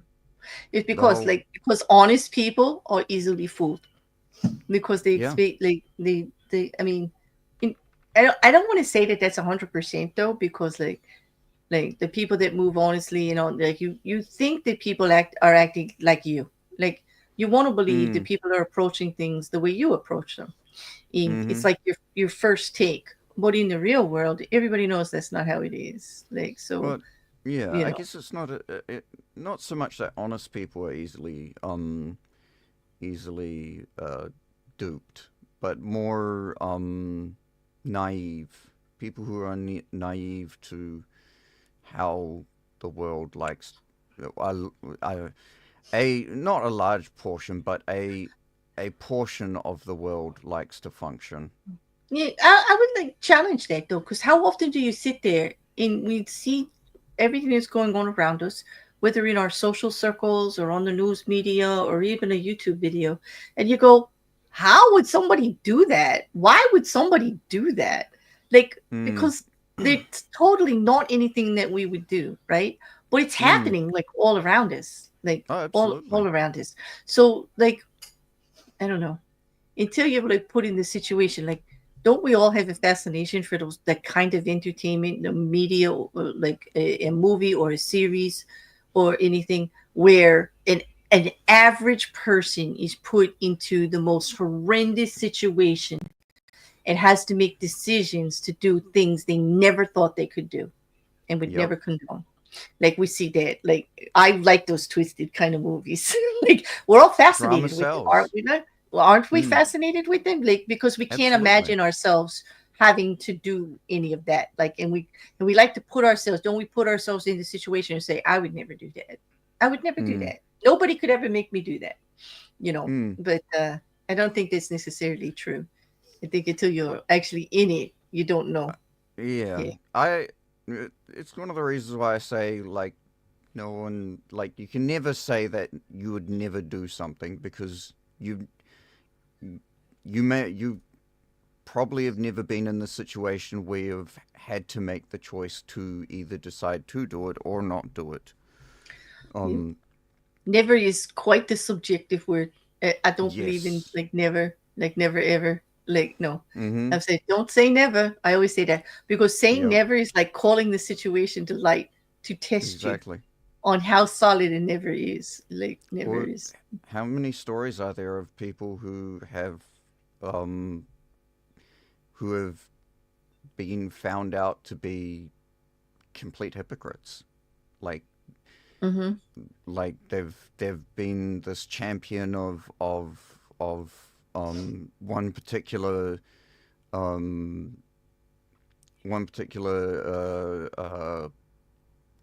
I guess in take charities for instance. Mm-hmm. How many times have we seen like YouTubers or influencers that have been like, "Oh yeah, we're doing this for a charity," and then you find out that like the charity itself is either completely screwed up or the influencer doesn't even Send it to them. They're not. donate They send it don't. to the Yeah, charity. they don't work with them. They're like false, putting themselves out there that they work with them or they believe in it. Um, yeah, we find a lot of that with influencers who believe in like recovery systems and do all of that, and then they're behind the scenes still, struggling Mm, or just not participating in the programs themselves. Those that have never participated in the program themselves, yeah, mm, you got to do your research. There's exactly. all of that. People trying to make money on stuff all the time. Mm-hmm. Basically, it's money that tinges like the scale, that tips the scale in most cases, for this type of behavior in the end run. Exactly. Power, because in America, money is power. Yeah. Yep. Yeah. So what's the authority on this one? Okay. And the authority. Have you ever heard of a skillful general who intends to surprise a citadel, announcing his plans to his enemy? Mm-mm. Conceal your purpose and hide your progress. Do not disclose the extent of your design until they cannot be opposed. Until the combat is over, win the victory before you declare the war. In a word, imitate those walk that Yeah, I don't know if the sentence is proper, so just yeah. imitate those walk like people whose designs are not known except by the ravaged country through which they have passed. And that's from Nina Mm, Lelontagos, the woman who actually was the courtier who trained young men in royal courts on how to seduce women, uh, of their object, the object of their affection. Where in that story, if that young man, if that that young count had actually approached that countess that he had an eye on and said, "I'd like to get to know you better," he probably would have hit a better shot. yeah, if he was just Be- open and honest about it. and she would have even taken it or leaved it. She may have friend zoned him if she had a lot to offer or whatever, but it would have been Mm-hmm. an honest friend zone. It wouldn't have been like, because in the end he just had to be himself and she dissed him anyway, Exactly. because of all the game playing and everything. Because this person, Ninon, actually treats it like a game of war, like you're Mm, trying, and she actually explained it that way, like trying to capture a citadel, like trying, laying siege, and this is what you do. You try to twist their mind and you try to make them think this and make them feel this and, entice them with this. It's all manipulation. And she turned it into a game of war. And, some people will say love is war, and I don't actually agree with that. I, I like war. I like love to be different. I like war to be war. It's this challenge and intrigue in that, but I like love to be safe. Like mm-hmm. growing and nurturing. Like, I don't know. Maybe I'm old fashioned. A little naive. I don't know. But, but anyway, she's not. I'm not a fan of hers anymore. Like, she's the No. Andrew Tate of the 1800s. Yeah. And it was a woman Mm-hmm. in a really fancy gown. Yeah. Exactly. And she was in her 60s.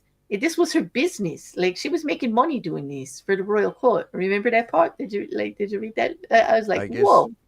Yeah. I guess if you're good at what you do, make sure you charge for it. She knew what she was good at. Yeah. Yes, I guess so. The reversal. Primary reversal. When you're already known as a deceiver, Diversionary tactics don't work if you're already known as to be a deceiver. The more success you've had in deception previously, the harder it becomes to continue disguising your intentions. When your reputation has as a manipulator precedes you, people will naturally be suspicious of any smokescreen or decoy you present. The repentant rogue solution. To overcome this limitation, Green suggests admitting your past deceptive behavior and pretending to be repentant. This Uh-oh. creates a new type of deception behavior and right there, deception, the reformed deceiver who appears to have learned from their mistakes. People may actually admire your apparent candidness and willingness to change, which paradoxically allows you to continue your deceptions under this new persona. I don't agree with that one at all. I Why? Why not just repent genuinely, take their support, and move on? Why continue to deceive them with the fakeness of it? exactly, and it it really creates a bad Tisk tisk, negative Robert Green. feedback loop because Hmm. it just it's essentially saying that, and there is some truth to the idea that people um that once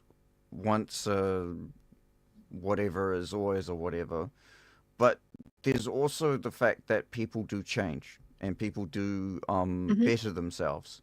So it's and to put that, I do believe in second chances, but if I found out that yeah, person was still deceiving, we're talking closed door, like forever. yeah, yeah, Like, exactly. So I think you really hit the nail on the head, Rekkr. You really did. When you said that these only work in short term Mm, goals of any nature, no matter what you're yep. trying to do.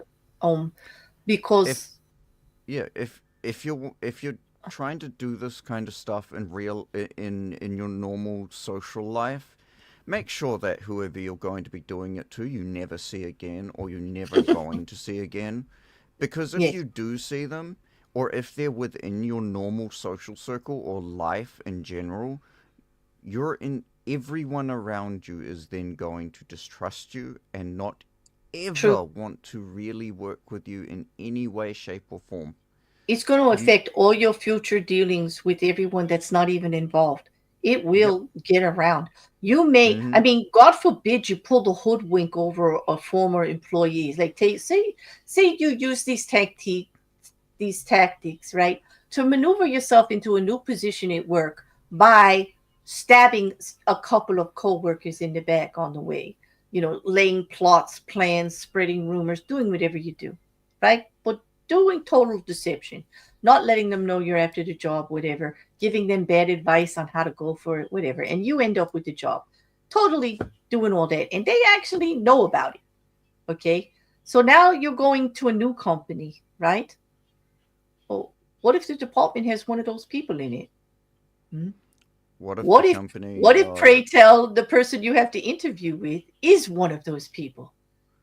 You know? or, or what if the company that you deceive happens to get a call from the company you're wanting to go into, Right. and And they it's tell well them, known. "Hey, look, Yeah. they did this to get where they want to be, where Well, they yeah, wanted because to be. So especially just keep an eye out for it." if those employees put complaints into human resources about whatever. Not many people would, because they don't want to look No. foolish and say, "Oh, I was hoodwinked." So, Hmm. but I'm sure, like, the reputation's going to follow you. Like, you know what? Yeah. Well, It. it's no longer it's what the it used to be saying there's 6 degrees of separation between everyone. Mm, It's no longer 6 degrees of separation. no, the It's world's much two. smaller. It's It's like two. one or two at Yeah. best. I do believe that the world got a lot smaller in this Mm-hmm. in this in this day and age. The world is much smaller. People find out stuff almost immediately. Like, and and if you all think that a random Reddit or Facebook post isn't going to do you in for a job interview, think again. Think Oh yeah. again. Because yeah, no, it does more often than not. um Employers are on to the fact that people are putting their base face forward in the interview. They want to know the real deal, and they go looking. They actually Yep. hire companies to go looking for who you really are. So like, you And better, like, make sure that the face you have out there is the one you want to be known by, yep. because And there that's is what's going to no resonate. and for anyone that thinks that they can hide behind some kind of anonymity or some kind of profile, there's no such thing as anonymity online. There Not never has really. been, but there's even less nowadays. All it takes is a little bit of money and a good subpoena, and True, you do all need a your subpoena. information is gone. Yeah. I would say for the average person, an enemy can exist like on a surface level, but not to the platforms and the larger companies you're dealing with. Anyone that's No. using an anon account for like let's say Twitter and YouTube, for example, right? Mm-hmm. They know who you really are. You had Oh to yeah, prove it to absolutely. them. Yes, and so like they have it. So eventually, like if something comes out, anonymity is not guaranteed, you know. But so many people like me, I use an avatar, but that doesn't mean I'm an anon. Everybody knows who the No. hell I am. I use my Yeah. name. Everybody knows who I am. I'm not trying to hide who I am. I just have a phobia about cameras. It's a true story. Mm. I love coming out here. Like that's it. And I branded the avatar. It's a way I wanted to do my channel, but I'm not hiding anything. You know what I No. mean? Like everybody knows who I am. I started my Twitter account with my real name back in 2016. And I Mm-hmm. like I don't care. It's my real name. Mm. And I know that you yourself you use a handle because of your Yeah. music, but people know who Well, you are. And you don't yeah. care. Yeah. I'm not Yeah. trying to hide it. I don't make a Yeah. point in constantly saying who I am, but like Hmm. I have no preconceived notion that I have any kind of anonymity online. Like Hmm. it is very naive to think that there is anything that anonymity is truly even achievable online. True. Even VPNs do not hide you as well as No. people think. Nope, and scrubbing your accounts doesn't work very well either because the internet Nope. is forever. They've got Mm-hmm. archiving systems and backtracking and records everywhere. I mean, today technology is like so scary. Like you go looking for something on your PC and Google it, and then the next thing you know, your phone is showing you ads for the same. Like how Mm-hmm. that happens, I don't know, but like damn, it's freaking scary. Like it's weird. Like we will talk about something online on YouTube, and like my whole profile changes the next day on YouTube. The kinds of stuff they send me, and the stuff that I get in my emails and everything. It's like bizarre. It's bizarre. Everything out Mm-hmm. there is scoping every word you do and every move you make. In on the internet. Out there in the internet universe. Well, mm, Exactly. let's see. Where are we? Oh, you got more. The Oop. second one. Secondary reversal. Conspicuous gestures can be effective. Diversionary tactics don't always have to be subtle. Occasionally, a conspicuous over-the-top gesture can be more effective than bland smoke screens. Historical example: European charlatans. The charlatans of the 17th and 18th century Europe used huge circus-type shows with humor and entertainment as their diversionary tactic. Rather than subtle deception, they employed spectacular performances to distract audiences from their real purpose, selling worthless potions and elixirs. The sheer audacity and entertainment value of their shows prevented people from questioning the legitimacy of their products. Limitations of the conspicuous approach. However, spectacles have inherent limitations. Eventually, the public catches on to the real purpose behind the grand gestures. When their deceptions, uh, when their deceptions were exposed, the charlatans had to move to the next town. This approach is fundamentally unsustainable compared to the subtle, mild manner approach that can deceive people indefinitely. And it's true. Like, It is. like The example I was said. P.T. Barnum. The in America, it started over in England and everything, but it was a circus fairy. We're here, and he had a freak show, a sideshow. But his main purpose for doing the circus, like they're talking about the circus parades and everything, and how circuses started, um, was to make a spectacle. But what they really wanted to do is sell all the snakeskin oil and like odd things in the games, just like carny games and stuff, like they do on the boardwalks Mm, and all. They want to entice you with the rides, and then they want to suck all the money out of you with the games that you can never win and all that other stuff, like the diversionary tactics. Um, yep. but P.T. Barnum is a big example of him. He was known as the biggest charlatan around. Like he was the main, you know, um, grifter, you know, and put on these big different displays and everything, circus acts with elephants and all this other stuff to sell all these potions and nonsense, big ticket Well, stuff. I believe his title was King of Humbuggery. Yep. Humbuggery. And I remember when we Mm-hmm. heard that word first, you went, what? What? Mm-hmm. It's a charlatan. It's a hoodwinker. It's a grifter. It's humbuggery.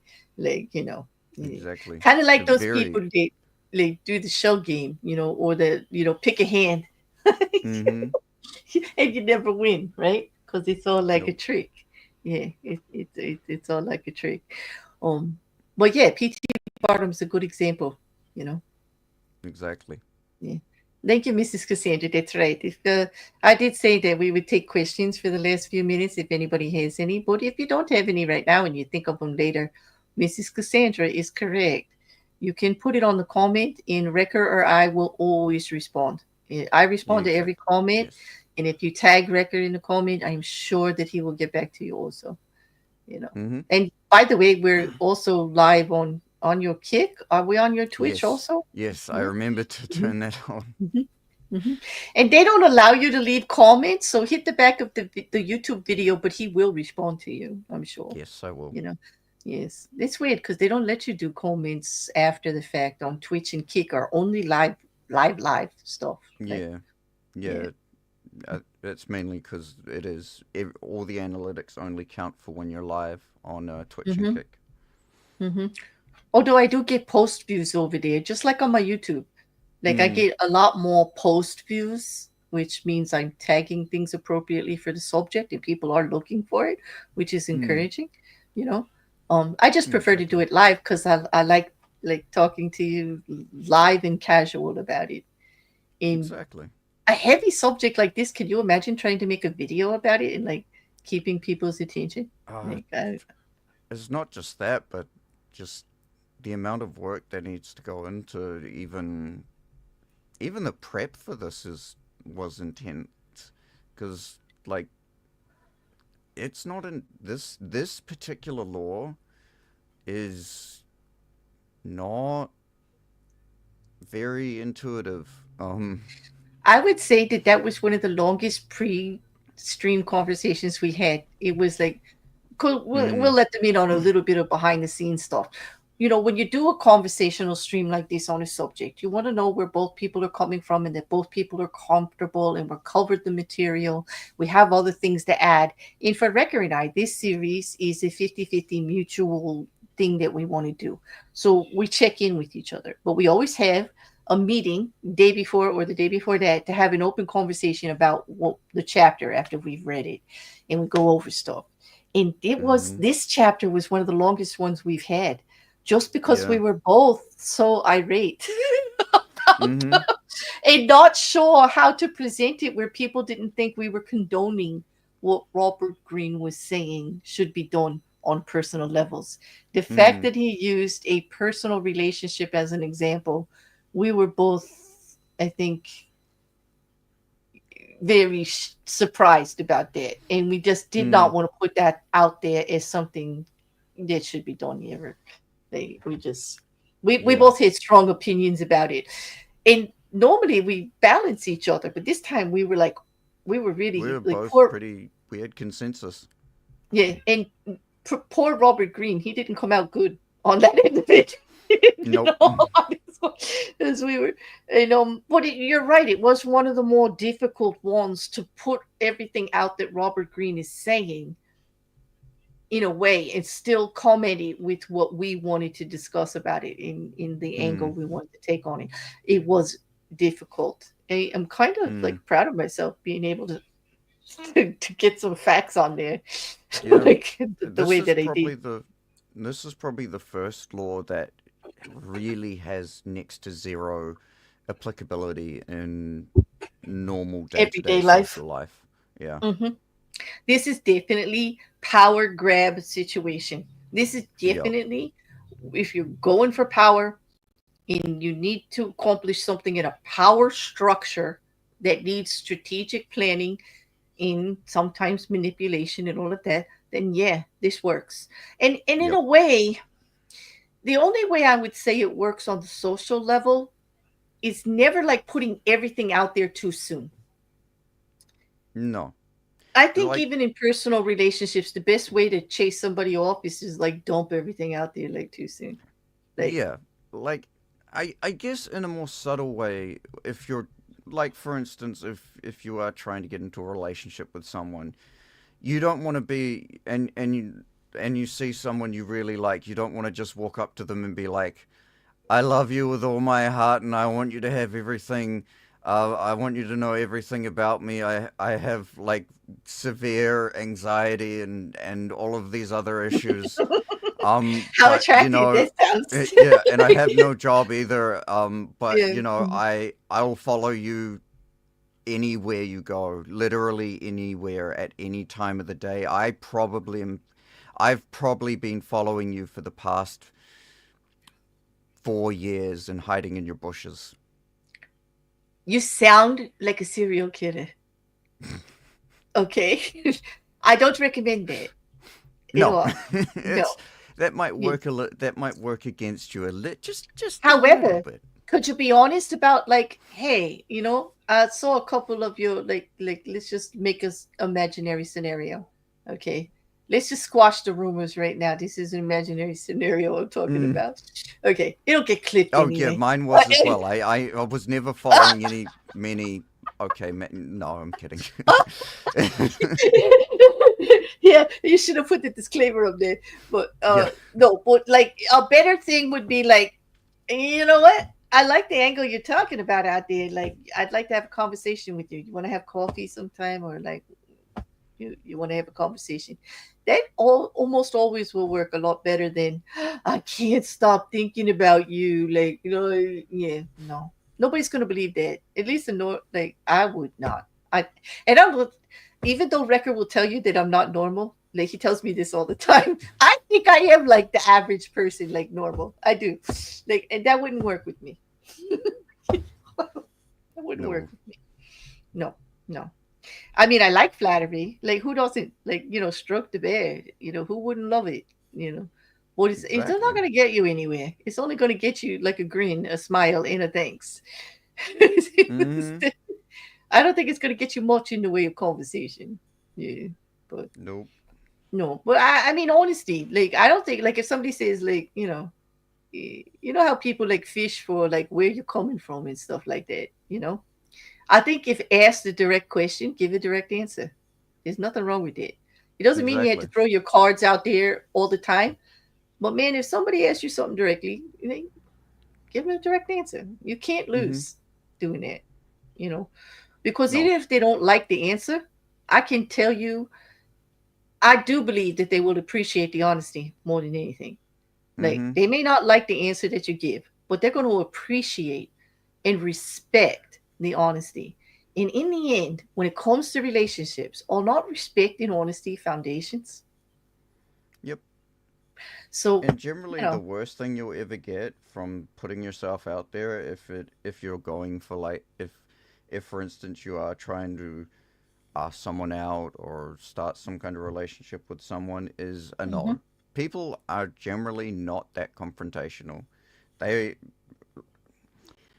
I don't know many people that take pleasure in just straight up tearing people down. Well, Um, maybe not. The people that enjoy. How do we say this? Okay, like I've taken a lot of psychology courses in like dealt with a lot in sociology and human nature in general. And we all know the type of person that's a collector, right? Do you know what I mean by when I oh say that? yeah, Okay, so this yeah. is the guy who just puts notches on his belt. Like he's not looking for a relationship. He's a conqueror. He wants a one night stand. He's done. He's dusted.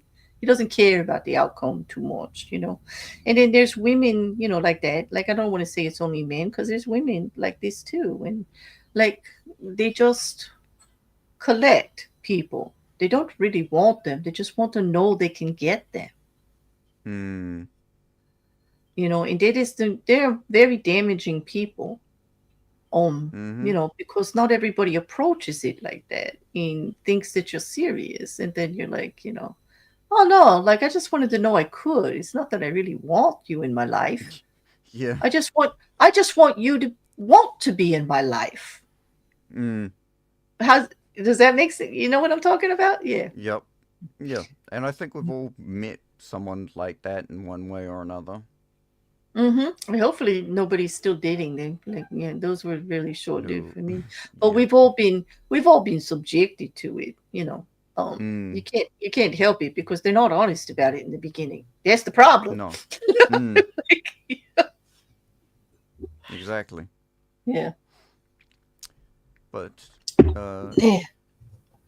when concealment may not apply, the reversal, uh, the reversal also implies situations where uh, complete transparency might be more beneficial.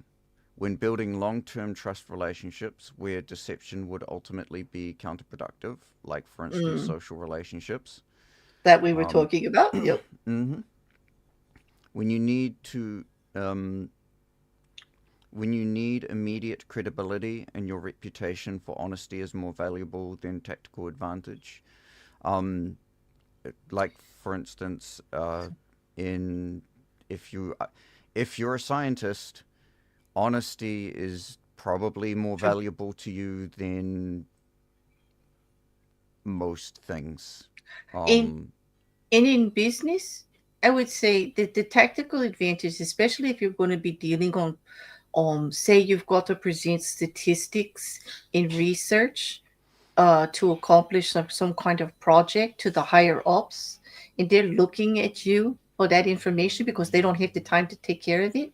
It's really important that you have credibility and your reputation for presenting the facts as the facts stands before you. Your business reputation in that manner at that point is the key to the success in that because you're the one mm-hmm. bringing the information forward. You know what I mean? They're not going to just Yep. believe like how many people have the hit like there's not that much people. What I used to do in business is I was the forecaster, the one who searched all of the information, the laws, the regulations, the profit margins on something to present the idea or to back up an idea that somebody else had. So it was really important that all of the information that I presented was factual and honest and relatable and wasn't skewed in any way. And if I didn't have the reputation of being honest in presenting that, like when I'm doing the presentation, who's going to believe it? Who's going to buy into it? They're going to go like, yeah, right. You could make that Mm, into anything you want because it is true. Statistics and research can be manipulated to prove any point in anybody's direction. absolutely. Right. So Yep. your credibility is what matters in that situation. If you're Mm-hmm. backing somebody, you know what I mean? Like that's just a situation that I've been in over and over and over again in business, and I can Mm, say that that's when honesty in business is a tactical advantage. Your credibility of never steering anybody wrong on a fact is paramount in those situations, in big yep. deals. You know, Mm-hmm. mm. I know I sound like such a big professional now, but it really wasn't that big. Well, Well, you know, yeah, you yeah. you're so, you are very much a professional in that respect. Well, I do have some experience in it. It is what I did for a long time. And like I Mm, was, I will admit to being successful at it. But was I a mm, CEO of a top like billionaire company? No, no. no. you know. But I did okay. Like I did all Mm. right. Yeah. Okay. And okay, so media. When operating in highly regulated environments where deceptive practices carry severe consequences, like what I said before, in most research fields, Mm-hmm. if you're a scientist and you get it, one of the most places where being deceptive can be the most detrimental is literally science, Mm-hmm. because um, unlike in sports where if you get caught doping or if you get caught cheating, you might get banned for like you might get say like a 6 month ban or a 1 year ban or even at worst like a 10 year ban. Um, you still get to go back and you still get to compete again, even if you happen to not be able to compete at your best anymore because you've aged out of it or whatever. In science, you get caught being a liar, like a straight up liar, you don't get a second chance. No, Um, because you're you presenting facts of your own experiments or your own, the discoveries. And yep, yeah. the best example that I can point to is the guy who tried to connect vaccines to autism. That guy, after after a bunch of scientists straight up called him out, not only just called him out, but even proved that he was lying. He Hmm. was never he's never published a paper again. He was never allowed to publish another paper. He destroyed his Straight up, credibility. he Yeah. destroyed all his credibility. And the only place that he can work now is in pseudoscience, Hmm. and I believe that's where he's gotten most of his money from now. And it's not just like in science too, because in highly regulated environments, like let's just talk stocks and bonds, MLNs, trading, Bitcoin, finance, and all of this. These are very regulated in how you can't take advantage of people, because it happens like all the time. Extremely regulated. Okay. Also in medicine. Okay, doctors are not allowed to sell you something as a cure just to do it, like without a consequence of not having things that back it behind. If they can prove they like you did the wrong surgery just to make money, you know, there's severe Mm-hmm. consequences. You'll lose your license. Lawyers too. Mm-hmm. This, although everybody's gonna laughing right now who's watching because they go, lawyer, yeah, right, Claire. You know that's just a game of deception as it is. It's not a game of deception. It's a game of perception. Let me correct you, because in the law there are always two sides to the situation: the defense and the prosecution, and the same fact, which has to be a fact, okay, can be perceived one way or the other. That's the job, but it's still the same fact. It becomes illegal and regulated when they're not presenting a fact, when they're, Mm-hmm. doing all that other bullshit, lying and perjury and falsifying evidence, all of that. You know what I mean?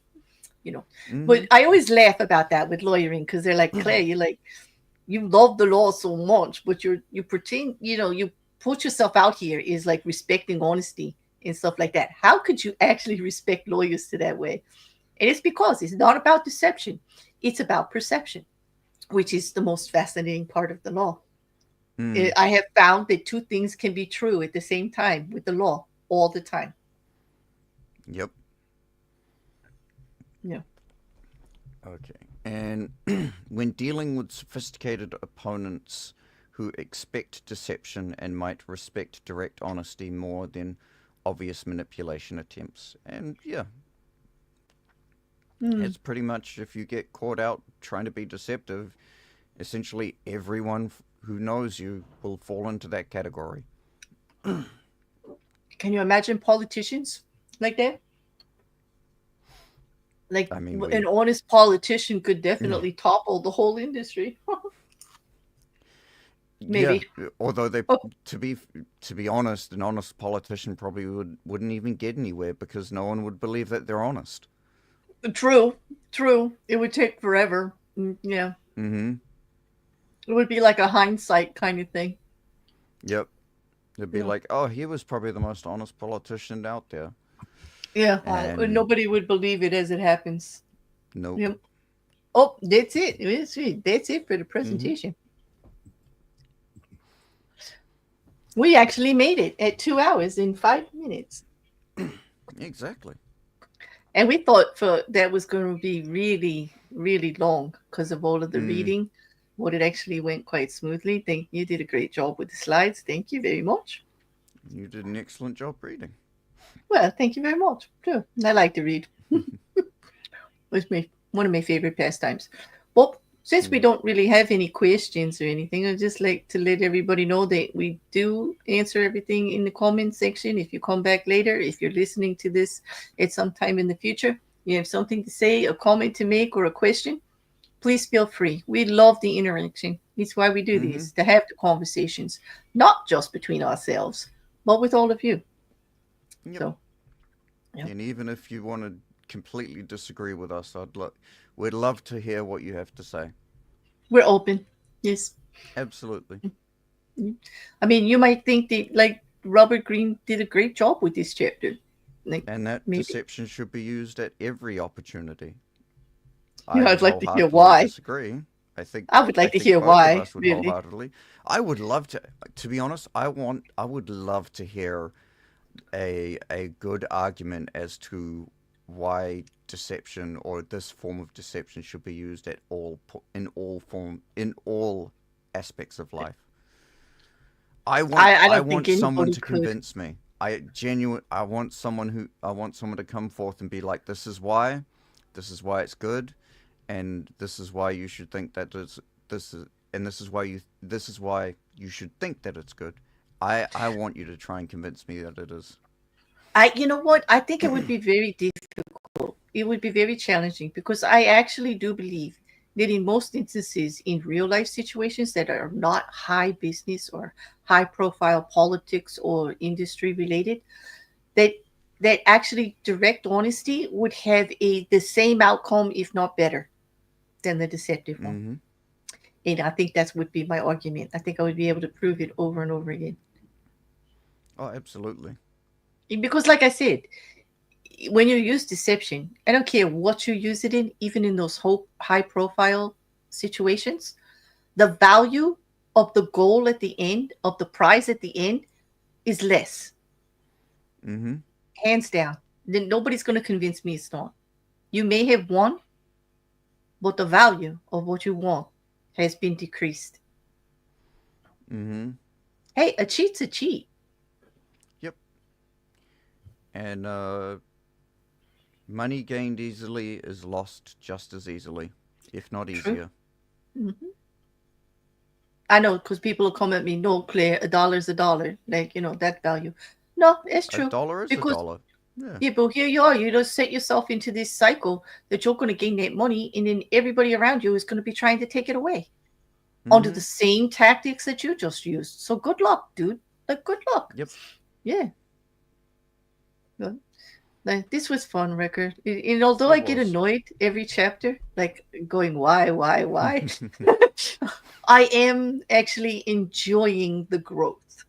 It does Yes. make me think, and everybody knows if they follow me or they've heard me talk on subjects before.